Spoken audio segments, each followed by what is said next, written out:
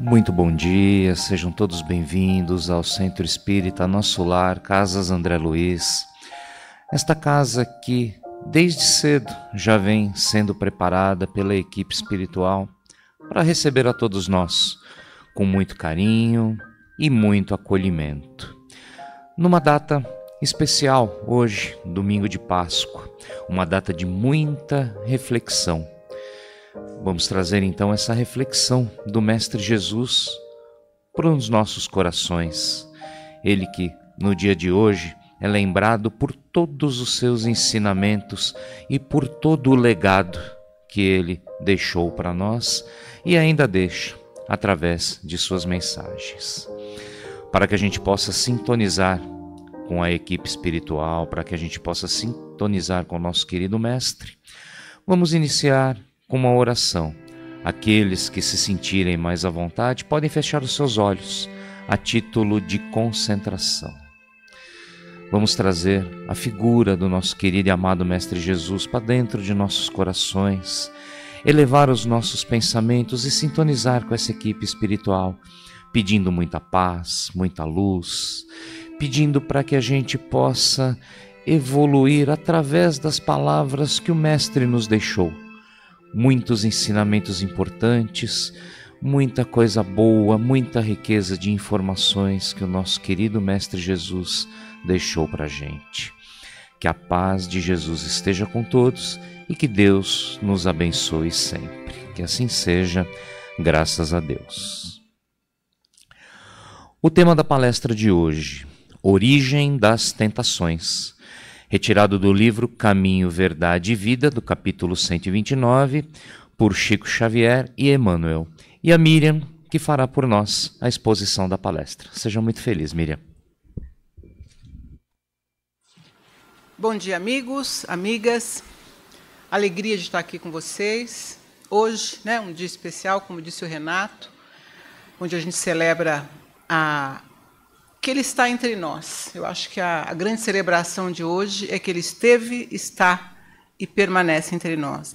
Saber que Jesus nos acompanha, que governa o nosso planeta, que continua sendo nosso grande espelho e guia, é carinho para os nossos corações. Então, muito bom da gente estar aqui junto, celebrando que Ele sempre esteve e continua entre nós, e nos irmanando aqui, juntando as nossas mãos, nos acolhendo, nos amparando, nos olhando uns aos outros, em respeito àquilo que ele dizia, onde tiver um ou mais reunidos em meu nome, lá eu estarei, meu Pai lá estará. Então, ele está aqui com a gente, vamos poder estar juntos aqui conversando sobre esse tema, que é o tema das tentações. Achei muito interessante a casa nos propor uma reflexão sobre isso.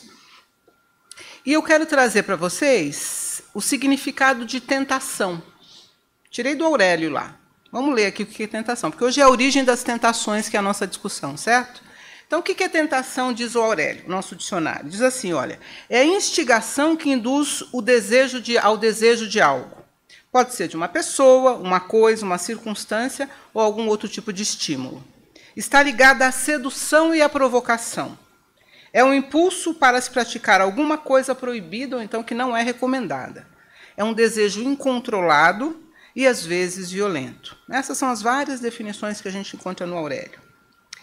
Mas eu, quando organizava, pensava nessa conversa da gente hoje, eu lembrei de uma palestra que eu assisti há muitos anos atrás, acho que uns 3, 4 anos atrás, de um expositor espírita que chama Haroldo Dutra. Eu gosto demais dele, demais. Gosto muito, sigo ele nas redes sociais. E, uns 3, 4 anos, ele fez uma palestra. Tentação fazia parte lá da discussão. E eu me recordo que ele trouxe uma definição que abriu a palestra dele, que eu quero dividir com vocês. Uma definição que não era dele, mas era do Chico Xavier. Olha só como é que o Chico Xavier definia tentação.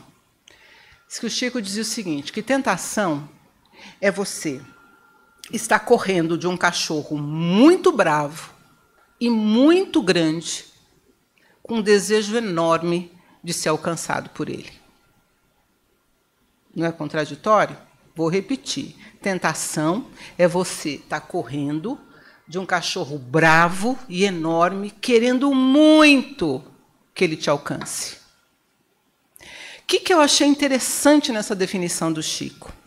Que vai um pouco de encontro, vai, de certa forma, de forma contrária a essas definições do dicionário, ou, pelo menos, eu considero que mais completa. Porque o Chico coloca a tentação num lugar que não é fora de nós.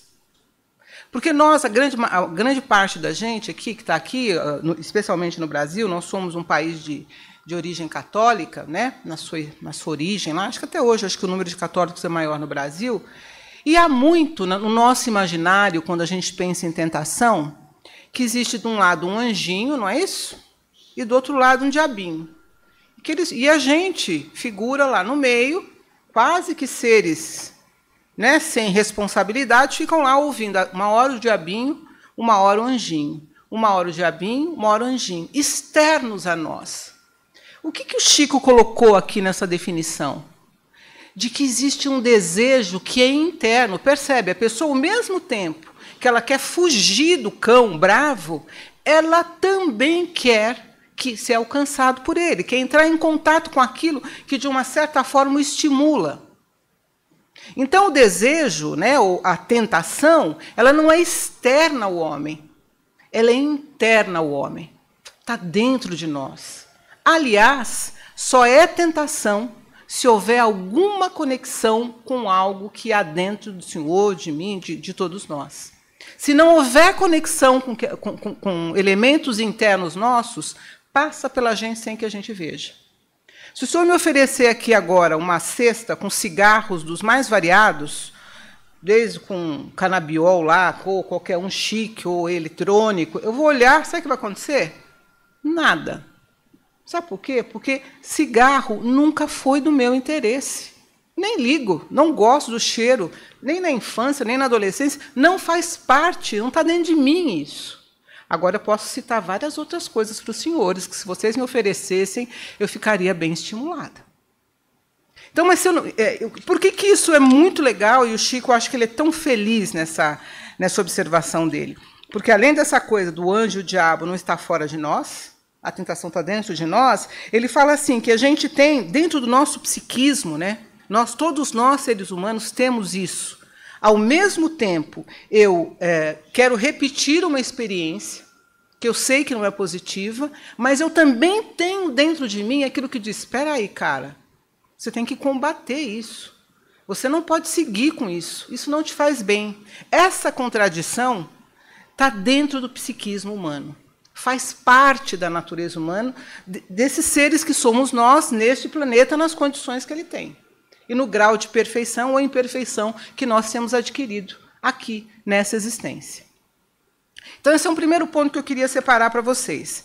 A outra coisa que eu queria, que para a gente continuar nessa conversa, que a gente deixe de lado os que a gente chama dos falsos moralismos. Tá? Porque toda vez que a gente vai falar em tentação, já vem todo um conjunto, ainda mais espírita, né, gente? Que espírita, você sabe, a gente entra naquela porta, a gente vira anjo, uma coisa impressionante. A gente fala baixo, a gente tem um amor universal, não é assim? A gente entrou ali, acontece alguma coisa que eu não sei o que é. Então, vamos deixar de falso moralismo, porque, lembra, está dentro de nós essas duas circunstâncias, de todos os seres humanos que estão aqui encarnados. Então, sem ficar acusando com o dedo o outro, sabe? Outro dia eu estava conversando com uma amiga numa outra casa espírita, entrou uma moça muito bonita na reunião, e eu lembro que as pessoas que estavam comigo falaram, nossa, ela é espírita com aquele decote? Olha que coisa. Depois fala, né? Depois reclama. E assim vai. Então, todo o tempo a gente está nesse julgamento, tá? E com falsa moral, com uma pseudo-moralidade. Então, vamos deixar isso de lado para a gente conversar sobre tentação. O outro ponto que seria importante a gente também tirar é a ideia seguinte, nada de ficar dando chicotada nas costas. Tipo, eu erro mesmo, eu não valho nada. Eu toda vez caio na mesma coisa. Eu sou a Gabriela, nasci assim, morri assim, você sempre assim. Olha, eu não presto mesmo, eu não tenho jeito, faz sei quantas encarnações que eu estou parado nesse ponto. Sabe por quê? Porque nem o falso moralismo e nem essa ideia de ficar nessa autocomiseração nos ajuda a avançar. Então, vamos tirar isso da cena. O que é importante a gente lembrar? Estamos no mesmo barco. Nós não estamos aqui, não é por acaso que nós estamos aqui nessa nau, nesse planeta. Vamos lembrar também que nós somos um planeta que está na segunda escala evolutiva. Estamos no mundo de provas e expiações. A gente ouve isso todo dia quando chega na casa espírita. Indo para um tempo de regeneração. Implica que este lugar que a gente está habitando, quer dizer, por que nós estamos aqui? Num mundo que é de prova. Pensa, gente, nós saímos do mundo primitivo faz pouco tempo. Primitivo. Estamos prova e expiação como seres imperfeitos. Estamos engatinhando. Nós saímos da infância e estamos passando agora da prova para ir para a adolescência. Isso quer dizer que é natural e é normal que a gente erre aqui. É para isso essa escola. É para isso o planeta Terra. É para seres que têm as dificuldades que nós temos. E digo a vocês, a abertura de Renato lembrando, né, do dia de hoje, da Páscoa, a ideia de Jesus entre nós.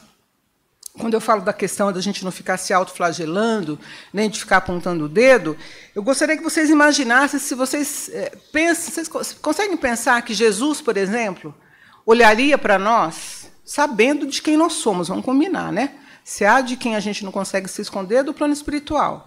Sabendo das nossas fragilidades, sabendo das nossas potencialidades. Vocês acham que Jesus ia chegar para a gente e falar assim, ó, quer saber, não te amo, não. Você continua alcoólatra, você continua bebendo, eu não gosto de você. Olha, eu não gosto de você porque você traiu. Você traiu sua mulher lá 3, 4 vezes. Então, eu não gosto de você, não. Eu não te amo. Jesus faria isso? Os nossos anjos que nos protegem, né, os nossos guardiães, aqueles que nos acompanham na nossa jornada, os nossos mentores espirituais, vocês conseguem imaginar eles dizendo isso para a gente? Tipo assim, olha, eu não te amo porque você cai. Você erra toda hora. É impossível, a gente não consegue imaginar Jesus olhando para nós. Lembra, ele estava lá entre os ladrões, tipo, pai, perdoa esses caras, eles não sabem o que eles estão fazendo. Há um amor incondicional, considerando as nossas fragilidades, considerando os nossos erros. E por que esses seres espirituais que nos acompanham fazem isso? Por que vocês acham? Por que será que eles nos amam incondicionalmente? Infelizmente, não dá tempo de fazer essa troca aqui, né? Talvez alguns dos senhores tenham pensado, porque eles são espíritos de luz. Né? Olha Jesus, olha o grau, né, de luz deste ser. Sendo de luz, é fácil amar incondicionalmente. Mas você sabe por que eles nos amam incondicionalmente? Um dos motivos é porque esse cristal refinado, ele foi forjado na luta. Jesus é Jesus porque ele comeu do pão amargo, porque ele errou como nós, porque ele tropeçou, porque ele caiu. Os nossos mentores nos amam incondicionalmente porque, como nós, eles tiveram que trilhar um caminho árduo. Quantas vezes não devem ter quedado um Emmanuel, que foi o orientador do Chico? Quantas vezes o Chico não caiu? Porque Deus não criou anjos, demônios e seres como nós. O nosso Pai criou a todos nós, de Jesus até aquele que está na penitenciária e é um assassino contumaz, criou a todos nós simples e ignorantes. Com o destino de um dia sermos anjos, porque ele nos criou simples e ignorantes, mas a sua imagem e semelhança. Nos criou não perfeitos, mas perfectíveis. Quer dizer, qual é o nosso desafio? É vencer a cada dia, a cada experiência, a cada encarnação, neste planeta, quem sabe em outros, vencer as nossas imperfeições, para um dia sermos anjos e amarmos incondicionalmente como Jesus nos ama. Então, esse irmão que a gente hoje coloca e celebra que ele está entre nós, amargou pães muito amargos, meus amigos. E deve ter quedado muito, portanto, ele sabe das dificuldades que está encarnado neste planeta. Ele sabe das dificuldades de estar no grau evolutivo que nós estamos. Ele sabe a quantidade de tentações que convivem conosco no nosso ser mais interno, pelos erros que cometemos no passado, pelas dificuldades que a gente permanece permitindo que continue no nosso cotidiano. Eles nos conhecem e sabem das dificuldades que está encarnado. E é só por isso que eles nos amam incondicionalmente. Então, se esses seres têm essa clareza, a gente também tem que ter um pouquinho de humildade e de reconhecer que essas fragilidades estão colocadas aqui. Eu não quero liberar nossa barra, não. Liberar nossa barra, mas vou dizer para vocês, gente, não é fácil estar encarnado aqui. Não é fácil estar na experiência terrena. Porque a gente tem algumas frases que são chaves mestres, que a gente, quando está numa casa espírita, está sempre repetindo, né? Nós somos, espíritos tendo uma experiência terrena. Vocês não ouvem isso todo dia aqui? A gente ouve. Quem está aqui está sempre ouvindo. Mas eu fico pensando se a gente, de fato, reflete, pensa o que é que isso significa. O que é ser um espírito tendo uma experiência na carne, terrena, com este corpo aqui. Uma das implicações é o seguinte: nós somos seres, vai parecer contraditório, tá? Completos. Completos por quê? Porque nós temos todos os instrumentos necessários para evoluir. Ou vocês acham, o senhor colocaria o seu filho de 3, 4 anos para andar de metrô sozinho? Sem condições, sem orientação, sem quem tivesse, o senhor faria isso? E dizia, vai até o Jabaquara? Não. Nosso Pai nos colocou para a jornada que a gente tem que estabelecer com todos os instrumentos que a gente precisa. Não tenho dúvida. Se a gente faria isso, humano, com as nossas dificuldades, imagina o nosso Pai. Então, nós somos completos. Mas nós também somos complexos. Por quê? Porque a gente acha que a gente é este corpo aqui só. Que eu estou lá de noite, vendo meu Netflix, não pode falar, né? Vendo lá a televisão, vendo um bom filminho, talvez com meu filho, talvez com meu marido, ou talvez sozinho. Eu sou aquela pessoa que, às vezes, eu gosto daquilo que eu estou vendo, aí amanhã eu vou trabalhar, e aí depois, se eu não estou trabalhando, eu vou procurar trabalho, ou eu vou cozinhar, cuidar dos meus filhos, e eu vou crescer, vou me reproduzir, vou envelhecer e vou morrer. Eu acho que eu sou isso só. Eu esqueço quem eu sou. E eu não estou minimizando a importância de fazer esse cotidiano. O que eu estou querendo lembrar a todos nós aqui é que nós somos seres que temos razão, emoção, intuição e sensação. E isso não é brincadeira. Nós temos a capacidade de raciocinar, de fazer conta, de projetar, de planejar, de imaginar o futuro e etc. Ao mesmo tempo, a gente, mesmo fazendo isso tudo, mesmo sendo aqui espíritas, etc., a gente tem que, porque assim é da natureza humana, nós somos complexos, como eu disse, nós nos emocionamos, a gente chora, a gente tem ódio. Aqui, tem gente aqui que não tem ódio? A gente tem raiva, a gente ama, a gente sente saudade, a gente tem emoção. Olha só a briga, razão e emoção. Não bastasse isso, a gente tem intuição. Há elementos que a gente não explica pela razão, que a gente não explica pela emoção e que nos assola todos os dias, nos sonhos, quando a gente está desprendido do nosso corpo durante as noites, uma informação que lhe chega soprada pelo seu anjo de guarda ou por algum espírito não tão positivo que está do seu lado, por aspectos que você intui. Quando você entra num determinado espaço, você, nossa, eu senti que tem alguma coisa estranha aqui. Olha, eu senti que aqui está tudo bem. Faz parte, não é nenhuma, isso não é místico, isso é constitutivo do ser humano. E mais, além de razão, emoção e intuição, nós somos sensação. Nós somos o quê? Este corpo físico aqui. Quando eu disse que eu não sou a pessoa que está vendo o filme lá, apenas esta pessoa, porque a gente acha que a gente é só esse corpo físico. A gente acha que nós somos só essas emoções, essas sensações, essas coisas que estão aqui. E não são. Nós somos muito mais do que isso. Então, percebam, juntar esses elementos, ao mesmo tempo estar aqui nesse planeta com essas dificuldades, lembrar que somos seres espirituais e feitos à imagem e semelhança de Deus, não é simples.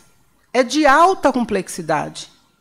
Então, todo o nosso desafio é para equilibrar esses vários elementos e viver aqui, neste planeta que está sujeito às leis morais de Deus. Quando eu disse a vocês que o Pai não nos manda sozinho para fazer a caminhada, é que as leis naturais e as leis morais, que são um grande guia, que é a lei do amor, a lei da caridade, a lei da conservação, a lei da reprodução, todas as leis naturais estão lá na nossa consciência, como se fosse um guia. Lembra que aquilo que o Chico diz? eu tenho o cachorro, eu quero fugir do cachorro e eu quero o cachorro. Aquilo que me faz querer fugir do cachorro, que eu sei que pode me prejudicar, é a nossa consciência. Existe um sopro dentro de nós que a gente não explica. Isso vai até do bandido, que ele mata todo mundo, mas ele respeita a mãe dele. Há códigos que a gente não consegue explicar quando a gente olha e que estão gravados na nossa consciência. E esses elementos, quer dizer, as grandes leis naturais, que é o grande rumo que nos diz que esse é o bom caminho, digamos assim, que é por isso que a gente tem que trilhar, não é, o fato disso estar na nossa consciência não torna a questão mais simples, porque nós somos seres complexos e com essas dificuldades. Eu vou dar um exemplo para os senhores, que talvez fique claro, especialmente falando em tentação. Uma das leis é a lei da reprodução. Não sei quantos. O que é a lei da reprodução? Um homem e uma mulher se juntar e reproduzir. É disso que se trata. É uma lei natural. Isso é instintivo no homem. Eu vou contar uma coisa para o senhor e para a senhora. O pai da senhora, a mãe da senhora, aliás, a avó da senhora, sabe o que eles fizeram? Sexo. Porque se eles não tivessem feito sexo, a senhora não estaria aqui hoje. Olha só que contradição. Então, eu tenho... Aqui nesse... Claro, você tem hoje inseminações artificiais, mas qual é o caminho natural? Você pegar um espermatozoide, você pegar um óvulo por meio de uma relação sexual e nascer um ser. Aliás, você une, o aparelho sexual do homem e da mulher, que está numa região que se chama região sacral. Por que chama sacral? Porque é sagrada. Então, a lei da reprodução é uma lei divina que diz que um homem e uma mulher, ou um óvulo e um espermatozoide, em condições naturais, se reproduzem, etc, etc. Olha que sagrado é isso. Faz parte do nosso imaginário. Faz parte da nossa consciência. É natural, é assim que o Pai criou. Aí você vem para este mundo aqui.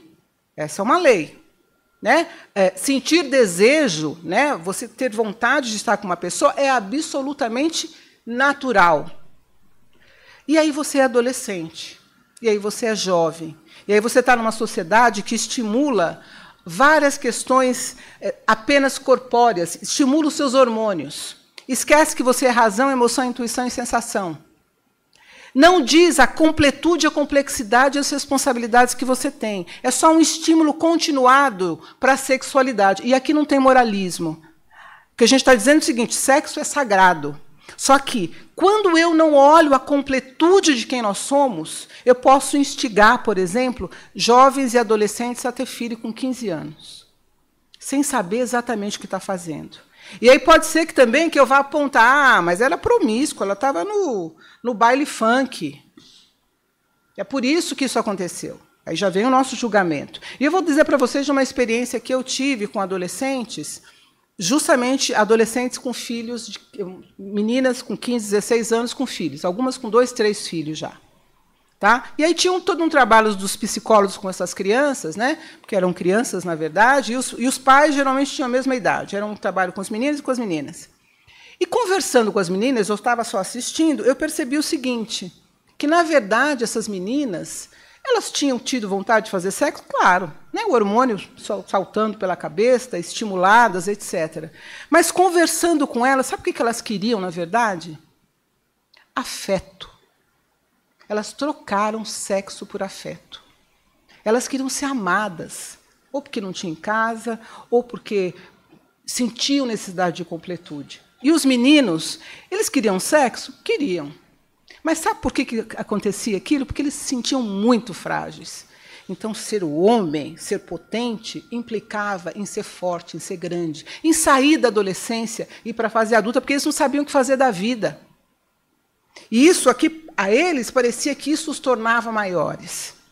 Então, percebo que, às vezes, nas tentações, nós expomos as nossas fragilidades. É isso que eu estou tentando dividir com vocês. Qual é o desafio aqui, portanto? É que a gente olhe para as nossas vidas e dê uma observada. Aonde é que você vai cair, meu amigo? Cigarro não é onde eu vou cair. Mas aonde é que você vai cair? É na sexualidade? É na troca, como esses adolescentes que trocavam afeto por sexo? Ah, não é aí. É no orgulho? Eu preciso achar que eu sou o bom dessa situação? E, para isso, eu vou, sim, impor alguma coisa? É numa viciação física e orgânica, e eu sei que o álcool meu ponto de queda, e aí isso que eu tenho que combater. E por que eu estou no álcool? Porque eu não dou conta das minhas relações emocionais, eu não dou conta da minha vida. Aonde é que o senhor pode cair? Não é o anjinho externo que vai dizer, não é o diabinho que vai sinalizar. É o seu interno que vai indicar aonde é que o senhor pode cair. Onde é que está a sua tentação? É no orgulho, é na vaidade, é na raiva, é na autoridade. Aonde é que está? Porque se a gente não localizar isso, a chance de a gente continuar quedando é muito grande. E eu queria fazer um alerta que eu também aprendi aqui na casa. Tem um grupo de vez em quando eu participo de um grupo que tem aqui de apoio, né, a dependentes químicos, as famílias dos dependentes químicos, que acontece às segundas-feiras aqui, à noite, né? E eu ouvi um alcoólico dando um depoimento que eu não esqueci também. Ele virou e falou o seguinte: olha, um alcoólatra não começa a ser viciado em álcool com 2 litros de uísque do lado e bebendo de uma vez só. Não é assim que você se torna alcoólatra. Não é com 2 litros já, sentei lá a primeira vez, tomei. Não. Ele falou, é no primeiro gole. Um dia eu tomo, fico meio alegrinho, acho bom, né? Acho legal. No segundo dia eu tomo mais um pouco, meu corpo já reage, olha só a sabedoria do corpo. Sabe aquela ressaca que o senhor reclama quando o senhor bebe? O senhor que não está acostumado a beber muito, sabe aquela ressaca? Sabe o que é? E ele dizendo isso, né, o alcoólatra. Aquela ressaca é o seu corpo dizendo, cara, você está me envenenando. Você colocou aqui no circuito, na corrente sanguínea, um elemento que eu não gosto, que me desequilibra. Mas como o senhor é persistente e não observa as suas fragilidades, o senhor força um pouquinho mais. Aí o senhor força mais um pouco. Aí, na terceira vez, você consegue tomar 1 litro. Na quarta vez, o senhor toma 2. E aí o seu corpo acostumou com aquilo. Aí a viciação está instalada. Aí o combate a isso é mais complicado. Então, o dependente químico, ele começa na primeira dose, no primeiro uso de qualquer tipo de substância. Mas, do ponto de vista emocional, psíquico, das outras viciações nossas, das outras tentações, é do mesmo jeito. É no mesmo grito de autoridade, é a não observação de uma emoção sua que o senhor repete, é aquela raiva que constantemente o senhor retroalimenta, é no perdão que o senhor não dá, apesar de ser espírita. É nesses elementos pequenos, cotidianos, da relação com seu filho, com seu marido, se não é marido, com seu parceiro, é no seu trabalho. São nesses pequenos elementos cotidianos que o seu vício e a sua tentação vai se ampliando. Aí, quando o senhor vê, o senhor olha do lado, o senhor pode não ter 2 litros de uísque lá à sua disposição, mas você tem raiva acumulada uma encarnação inteira. Você tem uma família desorganizada. Tem você solitário, tem você não feito o cumprimento das suas tarefas que o senhor tinha para fazer nesta encarnação. Então, o orar e vigiar, a autoobservação, o reconhecimento de que estamos todos na mesma nau. Todos nós temos aqui, sim, dificuldades, é para isso que a gente está aqui nessa Terra, nesse planeta, no estágio evolutivo que a gente está. Essa humildade é importante e essa autoobservação é importante. E vocês estão com uma cara bem assustada, eu quero dizer uma coisa para os senhores. Não quero que vocês saiam daqui preocupados. Porque as leis divinas estão lá no nosso inconsciente. Existe uma questão do Livro dos Espíritos, para que vocês não desanimem, que é a seguinte, 909. Ao mesmo tempo que anima, dá um cutucãozinho na gente. Pergunta assim, olha, o homem poderia vencer as suas más tendências pelos seus próprios esforços? Vou repetir. O homem poderia sempre vencer as suas más tendências pelos seus próprios esforços? Quer dizer, o senhor, a senhora, poderíamos vencer essa fragilidade que a gente sabe que a gente tem? Ou se a gente não sabe, a gente vai investigar, vai observar? Responde o Espírito Verdade. Sim. E, às vezes, com pouco esforço. O que lhes falta é a vontade. Ah, como são poucos o que se esforçam. Portanto, meus amigos, está fácil. Está fácil, porque é isso. É necessário um esforço. É necessário que a gente, de fato, exercite a vontade. Porque os elementos para a superação dessas viciações, dificuldades, resistência ou não a tentações, estão conosco. Eu participei, curiosamente, estou fazendo um trabalho fora aqui de São Paulo, e eu participei de uma aula de uma pessoa dentro de um curso de uma universidade, que não tem nada a ver com o tema, mas com o tema, digo assim, da universidade, mas ela usou uma simbologia, ela usou cartas dessas que se jogam, né? Esqueci o nome. Usou cartas. E uma das cartas que ela abriu, porque ela usou os arquétipos das cartas, né? Tarô, que se chama isso. Ela usou um arquétipo de uma das cartas, que se chamava Mago, que é um rapazinho lá na carta que ela levou, que tinha, como se a gente estivesse aqui, um rapaz bem jovenzinho, onde ele tinha uma moeda de chumbo, que ele tinha que transformar em ouro. E ele tinha, na mesa dele, os elementos que ele precisava para fazer isso.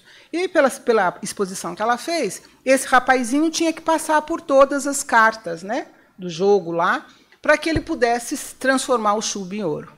Nós somos a mesma coisa. Enquanto ela falava, eu fiquei pensando, nós somos a mesma coisa.